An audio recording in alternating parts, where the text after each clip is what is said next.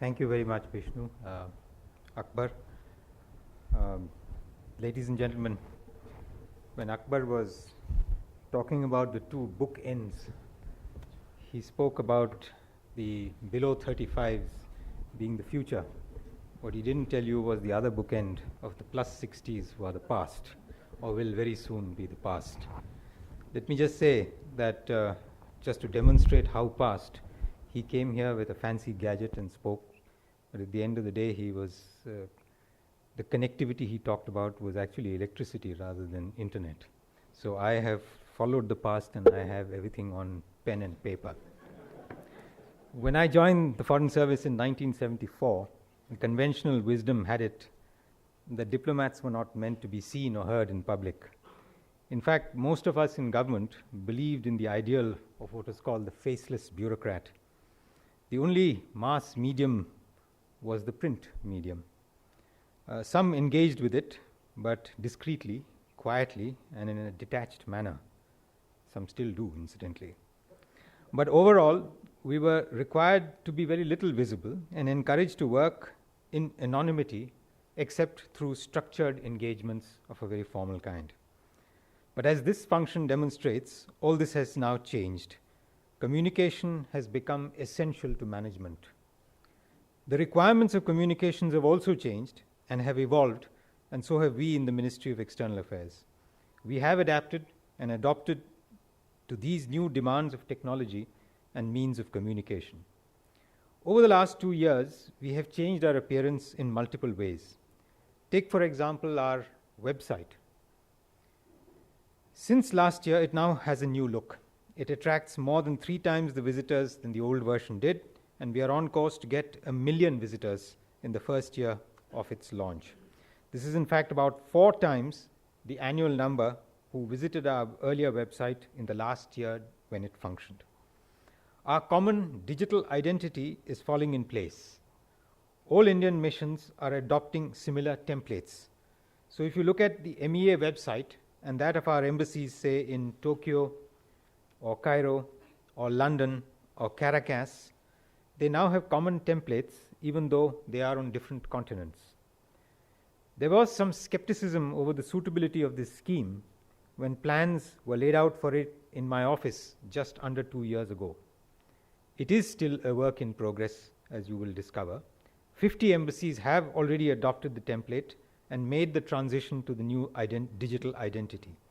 Come 2014, we hope that the websites of our missions will be instantly recognizable, as they will all have the common digital identity. The launch earlier today of the smartphone app is one more step of integrating our public platforms.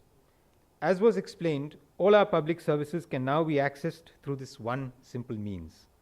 Whether it be information or passport status applied anywhere in India, or location of centers which attest documents, or pilgrims traveling to Saudi Arabia for Hajj or to Kailash Mansarovar, this one-stop shop will provide you all you need to know. As delivery mechanisms for dissemination of information has changed, we too have expanded our presence across a variety of new media platforms. As new media has narrowed the differences between traditional media and social media, we too have adjusted. Today, if we take the number of people who follow MEA, our missions abroad, our senior officials across the various social media platforms, the total will exceed more than 1 million, a number similar to that on our websites. We have also reached out across the country to different language media. Of necessity, since English is the language that India conducts its diplomacy in, focus on English as a means of public communications remains. Of course, we also have a website which provides all of this information in Hindi too. In addition, due to the growing interest of a large number of language media in India in issues relating to foreign policy, we are now reaching out in Malayalam, Bengali, Tamil, and Urdu. I understand that press releases in Assamese and Telugu too are soon to be initiated. I would not be wrong if I acknowledge the language media in India has been a growth area for coverage of foreign policy issues, reflecting yet another change that we have factored in. We are also poised to take the audio route and have agreed with Prasar Bharati to tie up for regular programs on FM radio on India's foreign relations. The idea behind encapsulating all these changes to you today is to indicate that we are making every effort in communicating India's foreign policy to the public at large. We of course all know that the social media is full of a large variety of voices.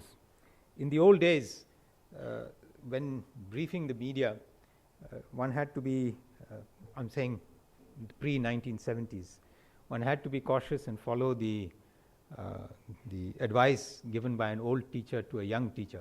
And he said that, in every class that you give, you will find one person arguing with you a lot. Don't mind that too much. He may be the only one awake and listening. So, today it's completely changed. And the bewildering array of the social media also brings to mind that when you read all these inputs, you find you have 4 categories of people.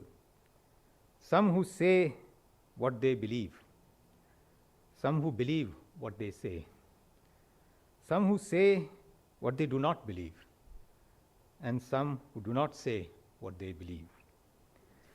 I take this opportunity to thank all those of you who have been involved in enabling us to move ahead on issues related to the media during the last 2 years, and more specifically in this very, very special venture. As the landscape has expanded, we have tried to adjust and adapt.